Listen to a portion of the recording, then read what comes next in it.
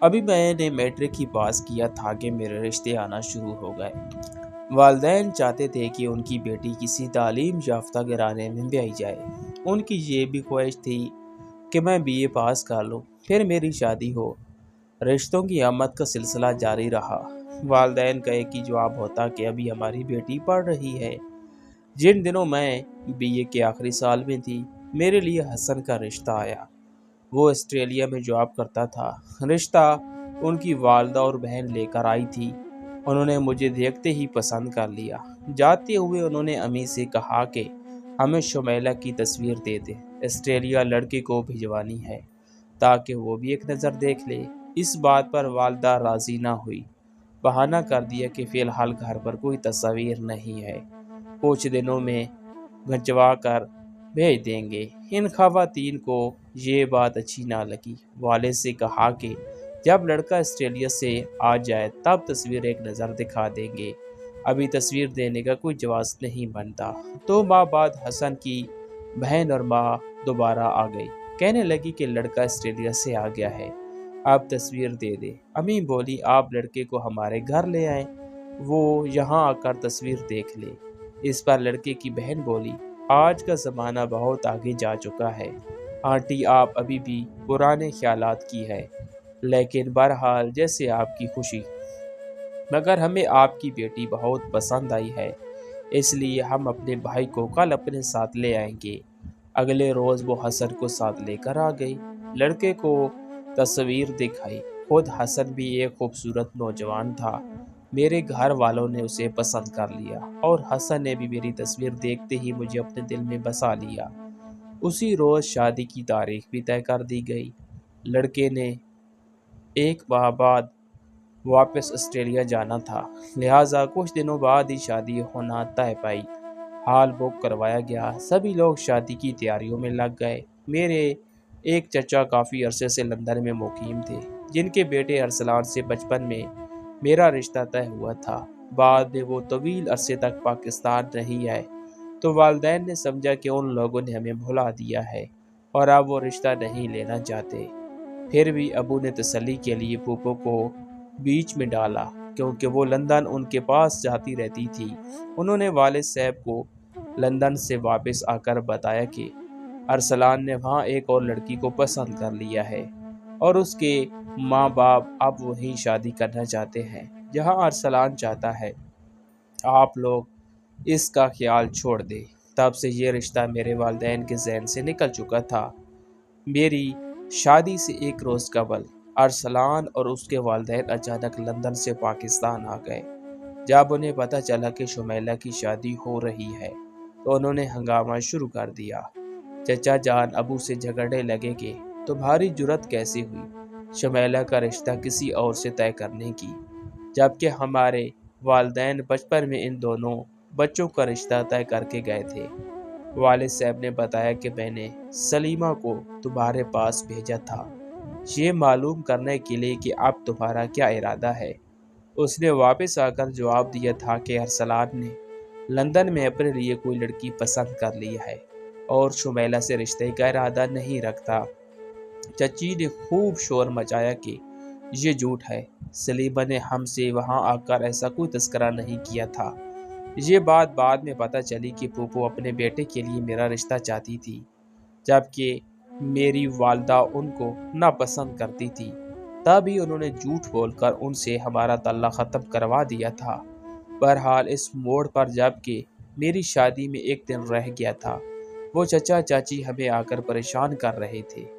والد صاحب نے صاف کہہ دیا کہ آپ لوگ اتنے برسوں سے کہاں سوئے ہوئے تھے جو ایک بار بھی رشتے کے لیے رجوع نہیں کیا، اور اب جب کہ میری بیٹی کی شادی کے کارڈ بھی تقسیم ہو گئے ہیں تو آپ چاہتے ہیں کہ یہ شادی ملتوی کر دو۔ بھائی صاحب، میں اب زبان دے چکا ہوں، معذرت کے ساتھ اب کچھ نہیں کر سکتا۔ خیر، چچی تو مان گئی، مگر اصل معاملہ ارسلان کا تھا۔ جب سے اس نے مجھے دیکھا تو اپنے ماں باپ کو مجبور کرنا شروع کر دیا کہ اس شادی کو رکوا کر شمیلہ سے میری شادی کروائے۔ ارسلان بھی کافی عرصے بعد پاکستان آیا تھا اور مجھے ایک نظر دیکھ کر وہ مجھ پر مر مٹا۔ والدین نے اسے سمجھایا کہ اب تمہارے تایا مانے والے نہیں ہیں، کچھ نہیں ہو سکتا، بشر کی رسم و رواج کے مطابق زبان دے چکے ہیں، تب اپنے تایا کی بے عزتی نہ کرواؤ اور بس اب دل پر پتھر رکھ لو۔ لیکن ایسے معاملات میں دل پر پتھر رکھنا مشکل ہوتا ہے۔ ارسلان کو کسی پل چین نہیں آ رہا تھا۔ دل سے مجبور ہو کر وہ میرے پاس آیا اور ہاتھ جوڑ کر درخواست کرنے لگا کہ شمیلہ، تم اس شادی سے انکار کر دو ورنہ میں جان دے دوں گا۔ تایا ابو تو مان نہیں رہے۔ میں اس دن اپنے میک اپ روم میں بیٹھی تھی۔ وہ زبردستی کمرے میں گھس کر مجھ سے باتیں کہہ رہا تھا۔ جب میں نے انکار کر دیا تو وہ تھوڑا غصے میں آ گیا اور میرے والدین کو برا بھلا کہنے لگا۔ مجھے غصہ تو بہت آ رہا تھا مگر میں چپ بیٹھی رہی۔ جب وہ یہ باتیں کر رہا تھا عین اسی وقت حسن کی پھوپھو مہندی لے کر آئی ہوئی تھی۔ انہوں نے ارسلان کے منہ سے یہ الفاظ سنے تو فوراً واپس جا کر اپنے بھائی یعنی حسن کے والد کے گوش گزار کر دیے کہ تمہارے ہونے والی بہو کا عاشق اس سے باتیں کر رہا تھا۔ تم نے کیسی لڑکی کو بہو بنانے کی ٹھانی ہے؟ تم بڑی غلطی کر رہے ہو۔ لڑکی تو اپنے کزن ارسلان کو پسند کرتی ہے۔ مجھے دلہن بنانے کے لیے بیوٹی پارلر سے 2 خواتین آئی ہوئی تھی جو مجھے تیار کر رہی تھی۔ تبھی دولہا کے گھر سے 2 حضرات تشریف لائے اور والد صاحب سے کچھ کہا۔ ابو پریشان ہو گئے۔ تھوڑی دیر بعد امی، ابو، بھائی سب ہی دولہا کے گھر چلے گئے اور کافی دیر تک گھر میں سناٹا چھایا رہا۔ 4-5 گھنٹے بعد یہ لوگ واپس آئے مگر مجھے کسی نے کچھ نہ بتایا۔ البتہ ان کے چہرے اداسی میں ڈوبے ہوئے تھے۔ تھوڑی دیر بعد دولہا کے ابا اپنی بہن کے ہمراہ تشریف لائے اور کہا کہ بارات نہیں آ رہی کیونکہ آپ کی بیٹی کا زبردستی نکاح ہو رہا ہے اور وہ میرے بیٹے کے ساتھ شادی نہیں کرنا چاہتی، لہذا یہ شادی جائز نہیں۔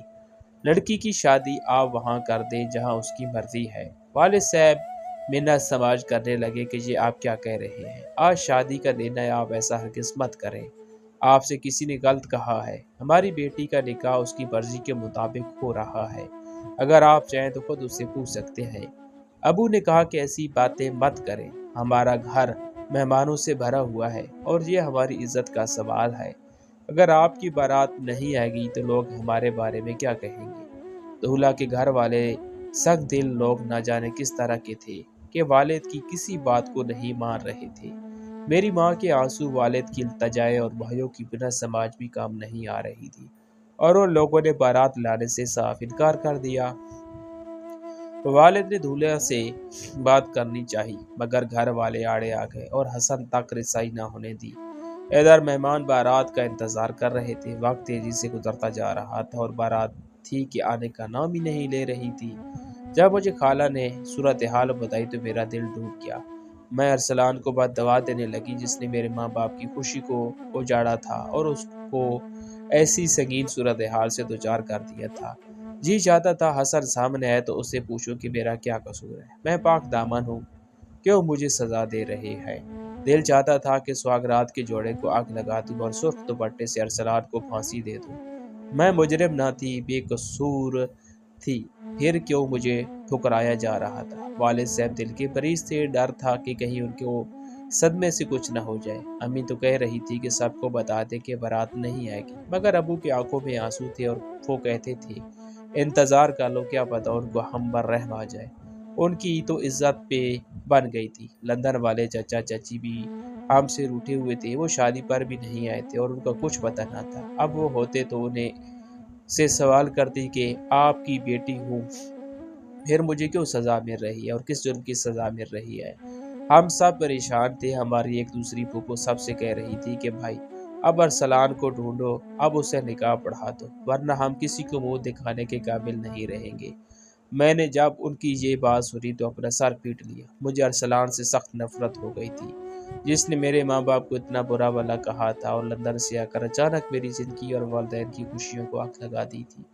میرے خالہ اور خالو کو معلوم ہوا تو وہ اسی وقت حسن کے گھر روانہ ہو گئے اور وقت انہیں حسن بھی مل گیا۔ انہوں نے اس سے سوال کیا کہ کیا آپ عزت دار آدمی ہیں؟ اس نے جواب دیا الحمدللہ۔ پھر کیوں آپ نے عین وقت پر شادی سے انکار کر دیا؟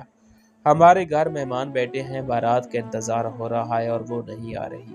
سوچئے ہم پر کیسی قیامت ٹوٹی ہوئی ہے۔ حسن نے کہا کہ شادی سے انکار میں نے نہیں کیا، آپ کی لڑکی نے کیا ہے۔ اس نے کہا کہ مجھے ان سے شادی منظور نہیں۔ خالہ بولی یہ غلط ہے، آپ کو کسی نے غلط بات بتائی ہے۔ حسن نے کہا اچھا مجھے تو یہی کہا گیا ہے، تو اب اس کا کیا حل ہے کہ دلہن کو سیج پر اکیلے بیٹھا دیا جائے کہ وہ دولہا تو نہیں آ رہا بارات کے ساتھ؟ حسن کچھ دیر خاموش رہا، پھر بولا آپ میری شمیلہ سے بات کرواتے، میں اقرار یا انکار اس کے منہ سے سننا چاہتا ہوں۔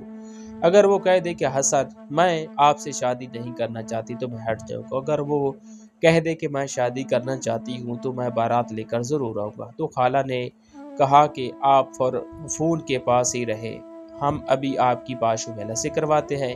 حال میں کھانا لگا دیا گیا تھا اور مہمان کھانا کھانے میں مشغول ہو گئے، کیونکہ اب شادی حال کے مدعو لوگ سنبھل نہیں پا رہے تھے، وہ بارات کا انتظار کرتے کرتے تھک چکے تھے۔ مجھے سجا سوار کر اکیلے ہی اسٹیج پر بیٹھا دیا گیا۔ اتنے میں بھاگتی ہوئی میری خالہ میرے پاس آئی اور مجھ سے ہاتھ لے کر پیچھے دلہن والے کمرے میں لے آئی۔ دلہن والے کمرے میں خالو میرا انتظار کر رہے تھے اور شادی حال کے ٹیلی فون سے حسن کو فون ملا کر بیٹھے ہوئے تھے۔ انہوں نے فون کا ریسیور میرے ہاتھ میں دیا اور کہا کہ حسن سے بات کر لو۔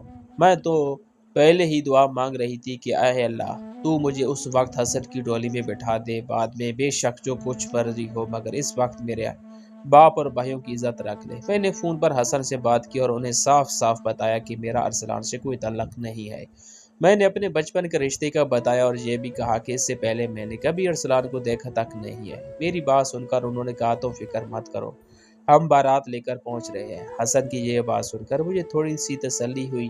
تھوڑی دیر گزری، مہمان کھانا کھا چکے تھے، نکاح خواہ ابھی تک انتظار کر رہا تھا۔ اتنے میں شور مچ گیا کہ دولہا آ گیا ہے۔ ہوائیوں کے ہمارے کچھ عزیزوں نے جا کر ارسلان کو تلاش کر لی اور پھر ارسلان اور اس کے والد کو سارا واقعہ سنایا اور ارسلان کی منت کی کہ تم جلدی سے کپڑے بدلو اور دولہا بنو، جبکہ نکاح خواہ انتظار میں آئے اور دلہن اسٹیج پر بیٹھی دولہے کا انتظار کر رہی ہے۔ ارسلان کے گھر والے مان گئے اور ارسلان کو دولہا بنا کر لے آئے۔ اتنی ہی دیر میں حسن کی بارات بھی آ گئی۔ اب صورتحال یہ تھی کہ دلہن ایک اور دو دولہے، یہ بڑی عجیب ہی صورتحال تھی۔ جب ارسلان کو اسٹیج پر بلانے لگے تو کسی نے مجھے بتایا کہ حسن نہیں آیا، یہ ارسلان ہے، چہرہ سہرے کے پیچھے چھپا ہوا ہے۔ میرے پیروں تلے سے زمین نکل گئی۔ میرے پاس وہ الفاظ نہیں کہ دلی کیفیت رقم کر سکوں۔ شادی کا جوڑا میں نے حسن کا زیب کیا ہوا تھا، زیور بھی انہی کے پہنے ہوئے تھے۔ اب نکاح کے لیے ارسلان کو لے آئے، یہ بھی ایک تماشا ہی تھا۔ میں پھوٹ پھوٹ کر رونے لگی۔